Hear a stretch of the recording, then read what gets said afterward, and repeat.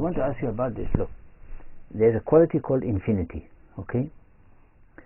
Infinity, we think of it as without an end. Yes. Okay. So, like, the thing that strikes me about the desert is that when you live in the desert, you are living in infinity, because the sky is open and the earth is open and there is nothing particular written on it. So it goes on forever in the same way. It's like without an end, without a beginning and without an end. Yes. You are living inside God, which is infinite space. Infinite space. And this infinite space exists inside you. I am a small body, but the infinite space of the desert is inside me. Because I'm limited. It's not limited. Not space limited space. And it's not limited life. And God is not a limited life, right? Yeah, yes. Because your relation with God is not limited. Yeah. You know why? Also because you are not counting the time. When you are living in the desert, you are not counting the time. I mean, just maybe you are take care of the sunrise or sunset, you know, the shade, the sun, blah blah, but you are not caring about what time is it now. But if we are living in a monastery, okay, what time now to go to the church, or what time now to finish the work or to start the work, what time to do this and that. But yes, for the desert there is no time. It's unlimited. Even Abuna, you know, in the book of Ecclesiastes, Solomon, whoever wrote Solomon, writes that there is a season for everything. There's a season for planting, and a season for sowing, and a season for harvesting, and a season for the... In the desert there is no season, Abuna. You are in now.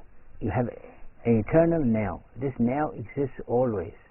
Yeah. So you're never living in the past or the future. You have only the present. And this is God's present. This is the time of prayer. It reminds me, you remember, there is the story of the monks when the Lent time came, and then one of the monks, he went around the cells and the monks with announcement saying, "Oh, the Lent is started." You know, and then when he meet anybody, he says, "Oh, the Lent started," because they don't know the time. And then one of the old monks, he told, "Which Lent started?" What do you mean? Our life, all our, is fasting time.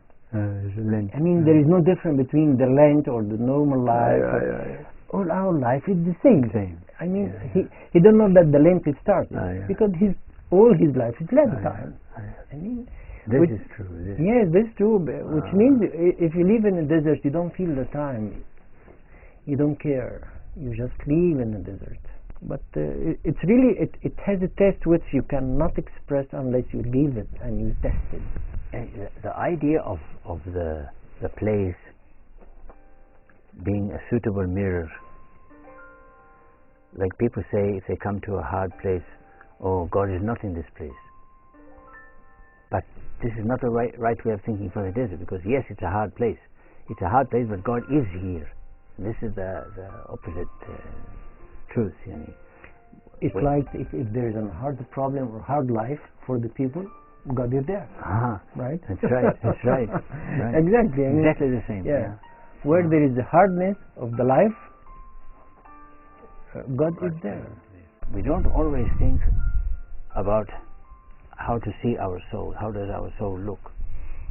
But when you stay in the desert, you don't look around you to look and to see things to interest you. Yeah. So you look inside. Yes. You don't look outside. You look more inside, and this makes you concentrate on: is it clean inside? Is it nice inside? Is it beautiful? But even when you are looking outside, if you are in the desert, you know what the feeling is? For example, when you see the sunset, it is the beauty of God. I mean, you think of God even if you're looking outside. You look, oh, how God did this color. Sure. You know, even outside. Yeah, the beauty of the desert. The beauty of the desert is let you to think about God. Amazing. I think, strangely enough, the desert is very beautiful. This is a, it's beautiful, yes. this is a Yeah, quality. maybe if you tell somebody the desert is beautiful, they say, okay. Yeah. It's beautiful. Yeah, yeah. You can see the beauty This is true. of the creation in the desert. Yeah, yeah. For example, the people when they see flowers and they say, oh, look how it's nice. To look to the fish and the sea, says, oh, how colors. But who looked to the beauty of the desert? It's something very important to look. I mean, each piece of the rock, it has something. For me, the most beautiful part of the desert is the light. The light, yeah. The light. So when we think of God as Christ as the true light, and God, I'm the light of the world, you know. All the images of light which appear in the Bible. So when I look around me in the morning and in the evening, the changing colors of the light in the desert, this is something very, very beautiful. You can see different lights. Yeah. So this can make me feel of God's glory, His power, His beautiful presence. The light does make me feel like this. Especially in the night.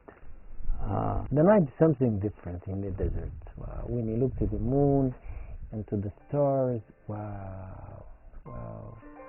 Cannot imagine if I walk in the desert in the night, just looking to the stars. You feel, you know. Normally, I look to myself on the global.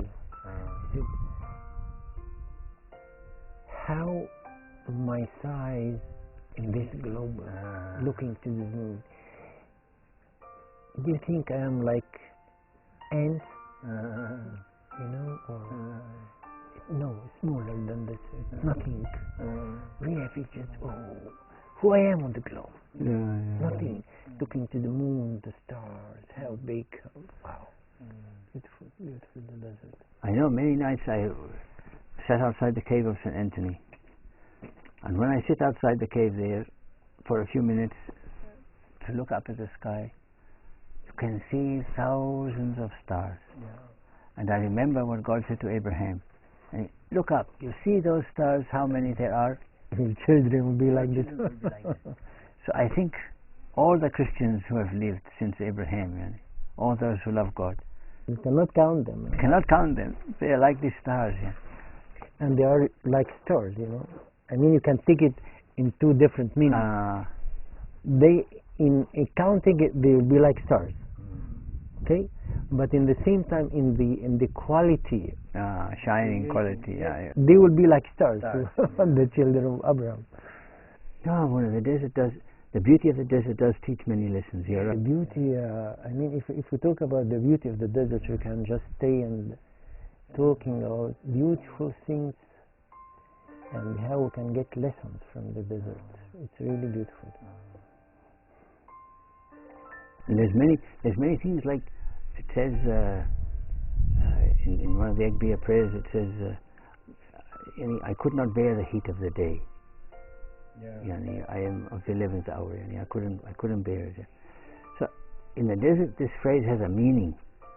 If you are living in a city and you have air conditioning or you have your house, you go inside, you don't feel it. But when you are living in the desert, the middle of the day is a terrifying time, because you know that it will be so hot you cannot bear this heat. Okay, in the morning and evening you can walk outside, you can feel cool, you can feel comfortable. But you know that in the middle of the day, in this hot section of the day, this heat is too much for you. I can't bear it. So the desert teaches you, even your humility, even teaches you that how you are a weak creature, you cannot carry such a heat. So how can you carry the heat of God's judgment on your sins